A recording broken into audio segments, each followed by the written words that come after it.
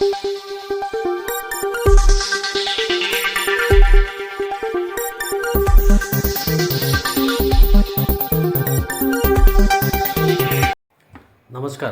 Asian news चॅनलमध्ये आपले स्वागत आहे। संपूर्ण राज्यभर महाराष्ट्र शासनातर्फे HPV लसीकरण मोहिमेला शुभारंभ झाला आहे। जागतिक महिला दिनाचे औचित्य साधून या लसीकरण मोहिमेला संपूर्ण राज्यभर सुरुवात झाली।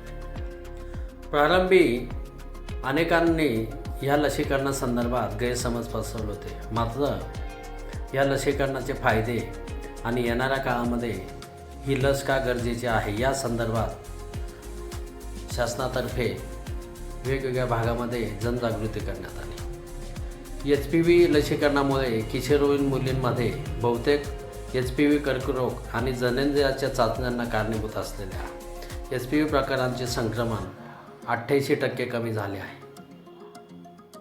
तरुण प्रौढ महिलांमध्ये HPV प्रकारांचे संक्रमण ज्यामुळे बहुतेक HPV कर्करोग होतात आणि जननेंद्रियाच्या 81% कमी झाले आहेत। लसीकरण केलेल्या महिलांमध्ये गर्भाशयाच्या मुखाच्या कर्करोगाशी संबंधित HPV प्रकारांमुळे होणाऱ्या गर्भाशयाच्या ग्रवेच्या पूर्व कर्करोगाची टक्केवारी 40% घसरली आहे। या मोहिमेच्या निमित्ताने संपूर्ण राज्यभर शासनातर्फे मोठ्या प्रमाणावर लसीकरण आयोजित केलं आहे। याच उपक्रमाचा भाग म्हणून नाशिक महापालिकेतर्फे सातपूर विभागामध्ये महापालिकेचे उपमहापौर विलास शिंदे यांच्यासोबतच महापालिकेच्या आयुक्त आणि अन्य पदाधिकाऱ्यांच्या उपस्थितीमध्ये HPV लसीकरण मोहिमेला शुभारंभ करण्यात आला। यावेळी सातपूर विभागातील पदाधिकारी तसेच शासकीय अधिकारी उपस्थित होते।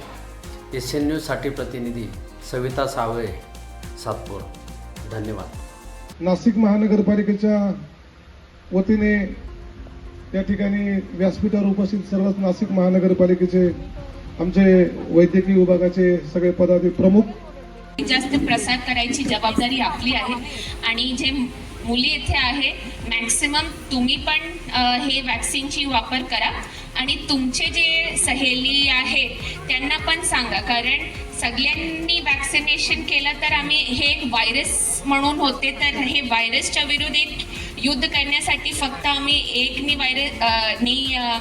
इंजेक्शन घेतलं तर उपयोग होणार नाही। क्रिटिकल मासनी हे घ्यायला पाहिजे, तर स्वतः पण घ्या आणि तुमचे जे कोणी क्लासमेट्स आहे, फ्रेंड्स आहे त्यांना सुद्धा सांगा की हे फ्री ऑफ कॉस्ट आपली सगळे PHC मध्ये अवेलेबल आहे, तर आपली सगळे PHCs मध्ये अवेलेबल आहे, तर नक्की सगळी मुलींनी हे वॅक्सिनेशन घ्यावी। आणि जे कोणी तुम्हाला फेक न्यूज सांगते की हे केलं तर तुम्हाला नंतर असं रोग येईल, नाहीतर असं पण न्यूज येते हे केलं तर नंतर तुम्ही आई बनू शकत नाही, तर असं काहीच नाही आहे। कारण आतापर्यंत पूर्ण वर्ल्डमध्ये 9 to 14 इयर्स ऑफ एजमध्ये 60% मुलींनी 148 कंट्रीजमध्ये हे ऑलरेडी वॅक्सिन घेतलेले आहेत 2006 पासून, आणि त्यांच्यानंतर आतापर्यंत त्यांची स्टडीज पण केलेले आहे की आतापर्यंत त्यांना काहीच असं जसं की तुम्हाला काही कुठून तरी तुम्ही ऐकता असं काहीच घडलेलं नाही आहे। तर तुम्ही आता शाळेत शिकत आहे, तुम्ही आमचे व्हॉइस म्हणून बाकी पण मुलींना हे सूचना द्यावी आणि मी सगळ्यांना शुभेच्छा देते। हे कॅम्पेनची खूप सक्सेसफुली आपल्याला नेक्स्ट 3-4 मंथ्स इम्प्लिमेंट करायचे आहे। थँक्यू। लोकप्रिय तत्कालीन मुख्यमंत्री आणि विद्यमान उपमुख्यमंत्री आणि लाखो लाडक्या बहिणींचे लाडके भाऊ सन्माननीय एकनाथ शिंदे साहेब आणि महाराष्ट्र राज्याचे त्यांनी जो संकल्प या ठिकाणी